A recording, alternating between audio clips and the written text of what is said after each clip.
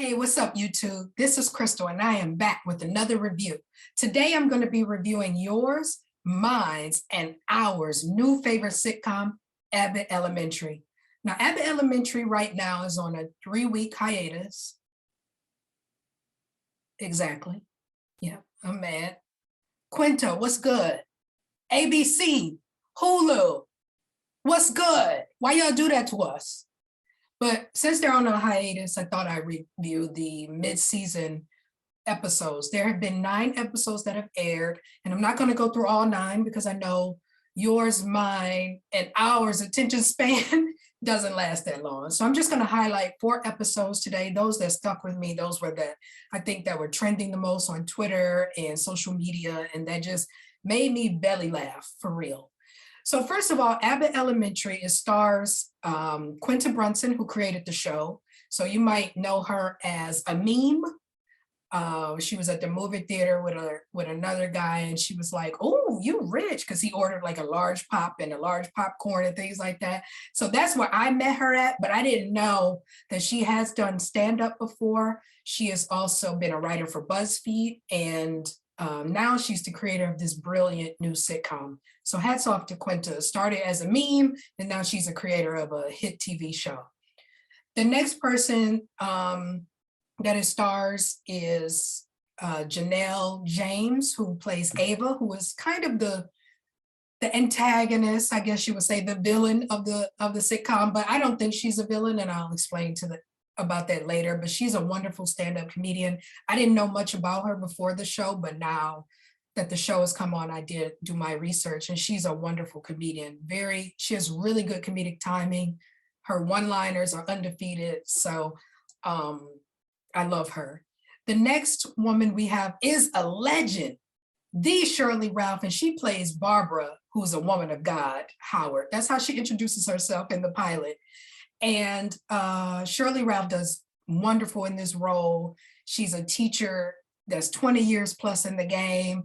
She's a bit of a pessimist, but that just comes with being a teacher for that long. She's seen the ups, the downs, the good and the bad, the ugly. So sometimes when Janine comes to her with all these positive ideas, she's like, "Good luck, sis, that ain't happening." And she's more than likely right. The next person we meet is Jacob, who is played by Chris Perfetti. I don't know him well, but he does really good as Jacob. Jacob's a little bit needy. I think he wants to connect with Gregory, like be best friends at work type of thing, but he's not having it. So that brings me to Gregory, who was played by Tyler James. You know him from Everybody Hates Chris. He grew up on our television. Now he's a grown man and he looks good too. He's the sub that comes in. He's a little jaded as well, but he's a sub. So I think that's normal, right? When subs come in, they think they're going to be teased and have things thrown at them. I have never participated in that, but I have seen that done. It's wrong. It's wrong, y'all. And I'm not laughing, but that's wrong what y'all used to do to subs back in the day. And then lastly is Melissa, but played by Lisa Ann Walter. Once again, another person that I wasn't aware of until, I believe she was in other stuff, but I wasn't aware of her, but she's really good. I believe she's Italian in the show. So I know you can't see them, but those are the last 2 that I discussed right there. So let's just jump right in. So like I said earlier, the mid-season break is on now. Quinta tweeted that they won't be back for another 3 weeks for whatever reason. I don't know if we're gonna have to stand outside of ABC. Disney offices with a sign. They have not officially renewed the show. We need answers because it's always trending on Tuesdays. So ABC, Disney, like y'all need to make up your mind because the show is a hit. So renew it today, or you might see some of us outside your studio and that won't be good for anybody. But so we start off with the pilot, and it's called Pilot, of course. So in the pilot, like with all pilots, you're introduced to these new characters, right? You're introduced to what they do for a living, how the storyline might go. And it just kind of just grabs you to see if you're interested. I love the pilot. So in this pilot, which I like to call the RUG program, basically every teacher is introduced It's shot in mockumentary style. So if you're familiar with shows like The Office or Parks and Recs, yeah, I've never seen an episode of either. Don't judge me. It's just not my type of thing. But I do like the mockumentary style. It's kind of like the camera is another character. In theater, we call that breaking the fourth wall. That's basically what they do. So after they make a joke or something lands, they look right into the camera for a reaction type of thing. It's really cool. So it's shot in that format, which I think is brilliant. So in this pilot, we introduce to all of the teachers and what they do, how long they've been there. We find out that Janine is a second grade student. She's new to this school. Oh yeah, and the show is based on a Philadelphia public school, by the way, which I think is cool. Shines a light on inner city schools and the struggles that they go with funding, school lunch, things like that. So in this episode, we meet Janine, who's this kind of overachiever of a teacher, even though she's in her second year. She wants to make all these plans, these grand things to do at the school. But the real teachers know, like Barbara, woman of God, Howard, and Melissa are like, that ain't gonna happen here. We've been here far too long. We've seen teachers come and go, sis. That's not gonna happen. But Janine still has hope that some of her plans will, will come to pass. They don't, but she tries, right? So basically in this episode, there are about, I believe, $3,000 that Janine is trying to get to spend on rugs for her classrooms because her students come from homes that they might not sleep well in. Either their parents are fighting, they have too many brothers and sisters, things like that. So she really wants to make a difference and buy these rugs for the students. So she goes to Ava and asks for this. And Ava promises like, okay, yeah, just send me an email, all good. Of course, it doesn't happen. So then Ava calls out all the teachers outside with this grand idea. So Janine is excited, like, I told y'all, she is about to get our rugs, we're about to get this money spent. And Barbara, woman of God, is standing behind her like, yeah, right. And so Ava comes out with new weave, honey. So Ava starts with black hair, and I believe she ends with blonde bundles. And she makes a big sign that says, like, that has her picture on it, Abbott Elementary. That's what she spent the $3,000 on. So Janine is upset, right? Rightfully so. Like, I asked you in an email, you told me to send you an email, I send you it. And then you spend our $3,000 on a picture of yourself, a sign. Like, who does that? Okay. So then Janine proceeds to write a letter to the superintendent. But as always, which is kind of it's a pattern of Janine. She tries to do too much and then it backfires on her. Oops, right? So all those emails go straight to Ava. So Ava calls a meeting and basically starts berating Janine and things like that. She doesn't say her name, but just being catty and shady. And it's just not going well. It doesn't start off on a good foot. But in the end, all the teachers actually come together. Melissa knows a source that works, I believe, for the Philadelphia Eagles at the stadium. And she ends up is it shoplifting? It's technically not shoplifting, but anyway, she asks her source to go get these rugs from the Philadelphia Eagles. They get them and all is well. And basically Janine explains why she needs these rugs is that her kids sometimes can't sleep at home. It's not a peaceful home. And she just wants her classroom to be a peaceful place for them to relax, learn new things. It's very sweet, but she just goes about it the wrong way. So that's how they end. So her and Ava's relationship already does not start off on a good foot. Now, to some, Ava, like I said earlier, is a villain. I don't think so. I think she's kind of a tool used to show how inexperienced people get these jobs in position of power and then can't or won't make good decisions in these position of power. So villain, I guess you could see it like that. I just look at it as it's just an honest portrayal of a lot of people in these positions of power. They're not really there to really help, or they have other things going on in their private lives where they can't help or they won't help. but you have to kind of just navigate through it and overcome it like Janine is doing. So then the next episode I'm going to review is episode 4. It's my favorite episode of the season because I can totally identify with all of this. That episode is called New Tech. This, basically in this episode, the school, Ava gets these new iPads, right? These tablets to help these teachers teach their children to read better and all these other things. Barbara, woman of God, Howard, is not having it. She even says, like, I don't need some Mark Zuckerberg helping me at the Genius Bar to help me teach a class. I've been a teacher for 20 years. What do I need this tablet for? Like most people, they're not accepting anything new, and technology is the catalyst for a lot of people. I get it. When I have a new thing to do at work, I don't want to do it, but I have to adapt, right? That's what it's about. And a lot of times technology can be a gift and a curse. I think it's more of a gift because it helps you do things, to me, more efficiently, faster. You don't have to, you can lose paper. You don't have to still grade on paper. Just put it in the tablet. Now, can people hack?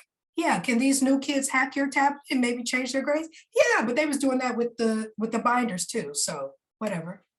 So basically this whole episode is about this new tech, and Barbara is fighting it, but she's finally like, okay, I'm gonna get it. So she tries to log on. The first time she tries to log on, Sis done logged herself. She done locked her account with too many passwords.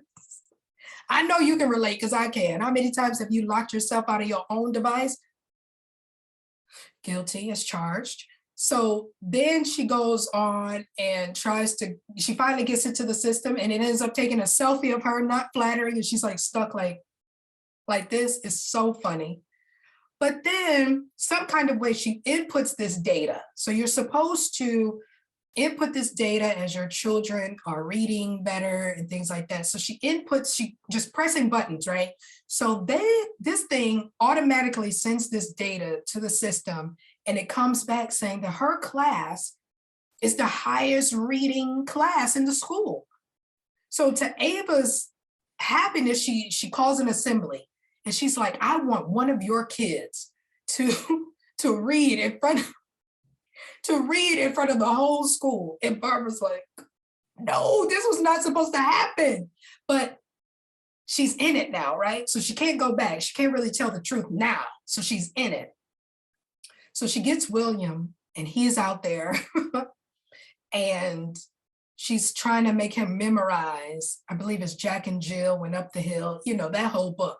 So he's in it and he's trying his best. She's like, oh my God, this is not going to work. So I think she ends up getting him to memorize. So at the assembly, he's standing there and he's saying, let's do this. And he has the book upside down. So funny. So funny. And so they're all waiting. And then Ava comes out, being the little agitator that she is. She said, oh no, this book is too simple for him. Oh no, I need you to read Michelle Obama's book. Barbara's like, oh no, this was not what we rehearsed. This is not good. So he hands it. And so then Barbara has to just save him, like, I lied, y'all. My students they're good, they're great students, but they are not the highest in our school or the nation, in the city, none of that. I can't use tech. And she begins to get really vulnerable. I thought Shirley Ralph, the genius, the dream girl that we know her to be, I thought she was gonna drop a tear. It was in it though. It was in it. I felt that thing, Cheryl. I felt it. But she was just like, I am a teacher for 20 years. My students are great. And I just can't do this tech thing. It was a really sweet, vulnerable moment. And then Janine, because Janine did try to help her in the earlier part of the episode, but I don't think it was from a good place. It was from the place of, I'm tired of you always helping me as a new teacher. Now, me as being younger than you, I can finally show my pride and that I'm better at tech than you. So I felt like that's where Janine was coming from. It wasn't from just a good place of, let me just try to help you. It was because now I can show you something. I'm better at something than you. You may be 20 years, but I got this tech thing down because I'm young. No, you have to come from it from a pure point of view. So then they go on to talk about this at the end of the episode. And it was the most beautiful part to me. And Barbara just tells her, like, I don't want some tablet teaching me how to teach. I know how to do this. I love my students with all my might. I don't need a tablet to teach me how to do this. And Janine received that and was like, earlier I wanted to help you, but it was kind of selfish. But I will help you honestly from the bottom of my heart.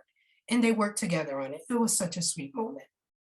Because Janine really wants to be Barbara's friend. But Barbara, like she said in her intro, she is Barbara, woman of God. She does her work. She goes home and she gets her nails done every week. She's not, I don't think she's really down for the friendship outside of the school, rightfully so. That's like me. Like, can we just kick it at work and go home? But Janine really wants that camaraderie. She really wants that connection, which is, I don't think Janine has many friends outside of work, but, so she's trying to make friends at the school. So that was a really sweet episode. And it was hilarious because we can all, I think, relate to some new technology. I mean, every time a new iPhone comes out, I am Barbara. I'm like, so how do I turn it on this time? Oh, I need a fingerprint to do this. Like it's a whole new thing, but that's technology and that's where we are, right? And we ain't going back. So here we are. The next episode is the student transfer. That's episode 5. And this one, I resonate with this one because Courtney, which is the, as they want to call it, like, she's kind of bad. She's in 2nd grade, but they quickly find out that she's not your normal student. Courtney is something else. She's a very good student, brilliant in the head, but she's a little bad. She's manipulative. She kind of has control, like in her file, she has control over her classmates. Like they do whatever she says. I could kind of relate to that because as a kid at DPS, because I am a proud product of Detroit Public Schools, please believe me. And I was a very good student, right? A's, B's, hardly any C's and things like that. But I talked a lot in class. So that warrants a 3 in citizenship. Y'all remember that. I don't know how they grade the kids now on behavior, but I would get 3s, 2s and 3s all the time. 1s, excellent. You are quiet. You do everything the teacher says. You're a little perfect Patty, right? 2, you're on the borderline. You're still good, but you're on the borderline. And then 3, ooh, child, can we do anything with her? I used to get 3s. And I think a lot of my teachers didn't understand that because I was so smart in my studies and things like that. But I don't know if it was maybe the only child thing, growing up an only child, but I enjoyed to talk. I used to fight naps and talk during naps. And then that's how I got in trouble too. Sorry, Mom, if you're watching. But it's just a lot of those things of like, I wouldn't tease people or anything like that, but I was just a talker. I just enjoyed a little camaraderie. And that made me get 3s in citizenship. Now, this whole manipulative thing, I don't think I was like that, but I did used to, people would fight their naps to talk to me during nap time. Sorry. I mean, that's not my fault. Who doesn't want to talk to me, right? But one thing about that is if I could go back in time, I wouldn't have fought those naps because honey, now I pray for naps. All to the kid, if you're out there and you're a kid, do not fight your naps, take them. Because when you get older, 20s and 30s, you're gonna wish you had nap time. Because at work, they don't give you that, not at all. You barely get lunch, just a fact. But basically, back to the show, Courtney is a little menace to society. She's manipulative. They do a little scene where they're pledging the allegiance, and Courtney makes them pledge allegiance to her. They have their hand over their heart and they say, I pledge allegiance to Courtney. And Janine looks into the camera like, what? Because she really wanted this student. She thought that because this student was being transferred from Melissa's class, she thought Melissa was a bad teacher and made a very nasty comment to Melissa, and it hurt Melissa's feelings.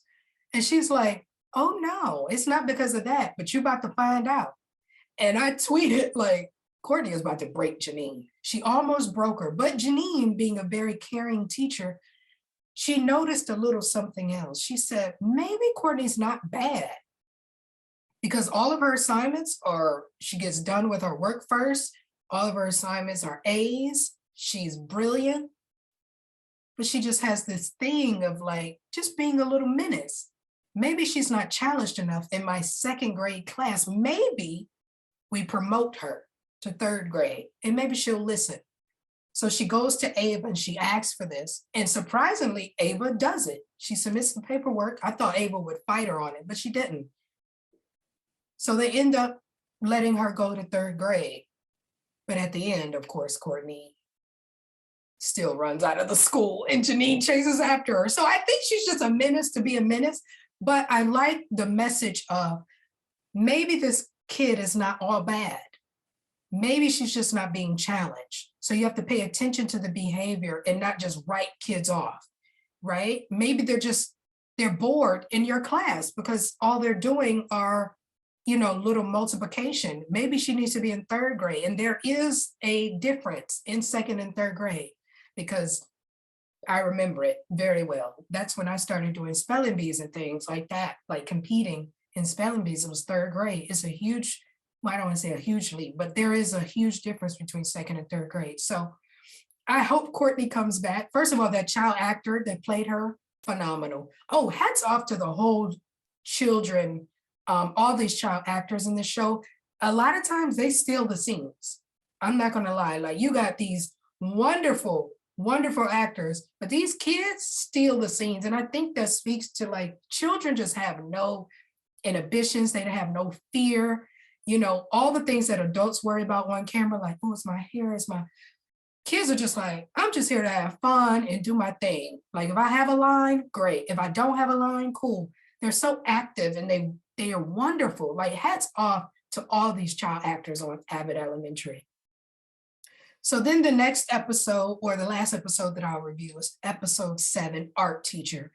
And even though this was about Janine's friend that came in, the Lynn lookalike, basically about art in the school and everything, to me, it showed a bigger issue about the lunch school program. They, as an aside to the episode of the art teacher, Janine's friend that came to sub art, they put a microscope on lunch school about how sometimes this is the only time children get to eat, whether they're, low-income families or whatever. Sometimes that's the only time that children get to eat. And the lunch is gross. It's fake meat. It's just disgusting. So Jacob and Barbara, woman of God, Howard, they together decided to started gardening to grow their own vegetables and things like that. They weren't having much luck. In comes Gregory, the sub, right?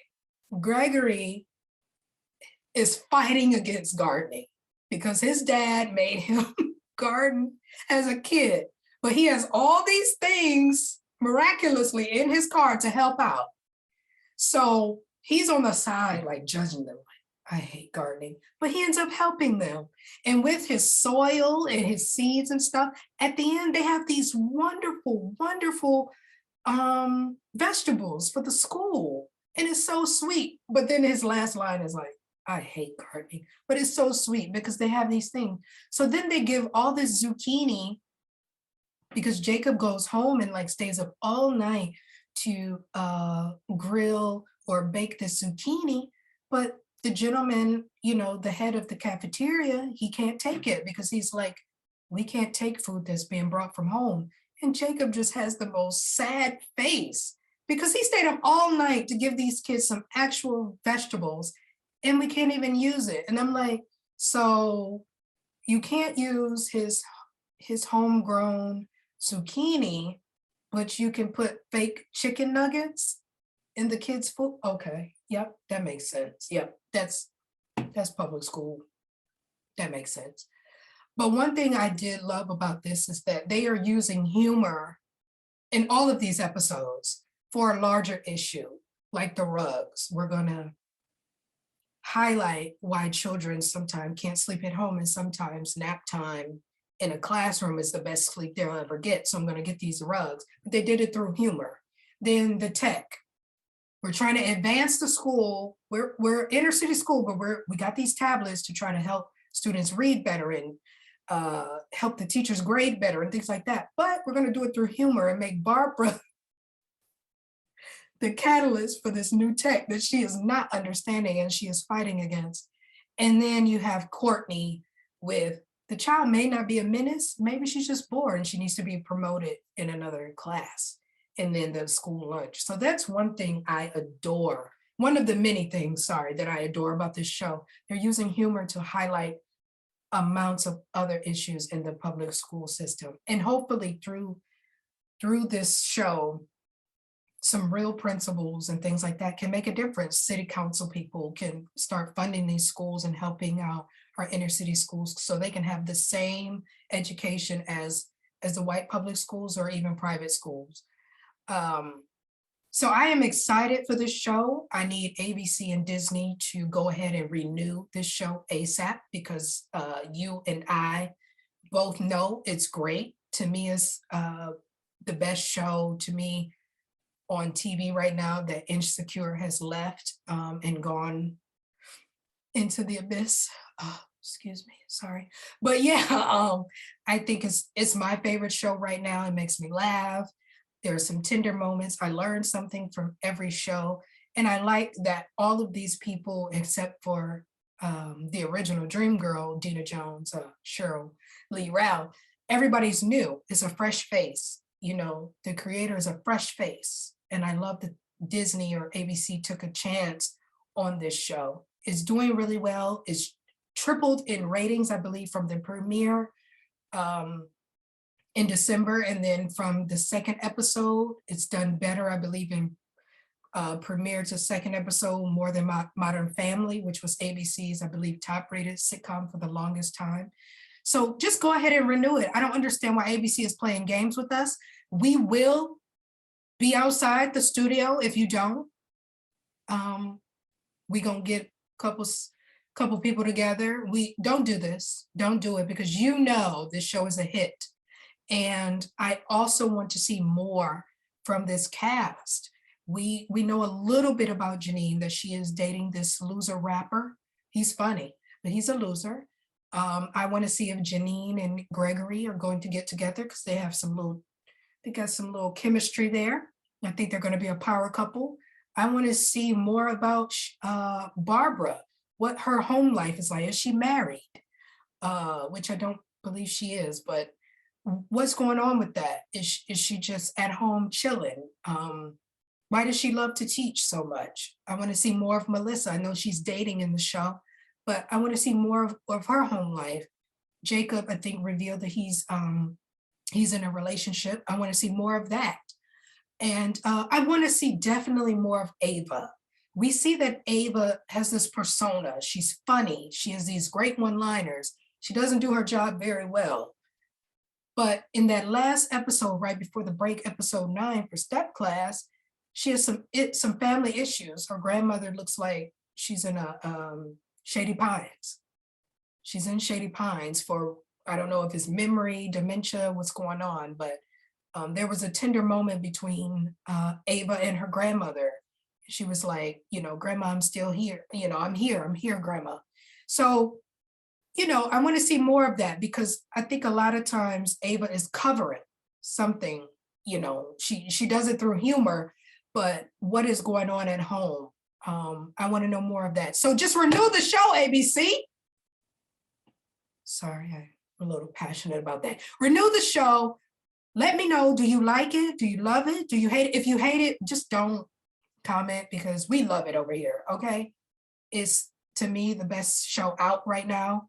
And we need that renewal. So yeah, like, subscribe, share, tell a friend to watch some more videos. And I'll see Abbott Elementary in 3 weeks. Have a good one, y'all. Peace.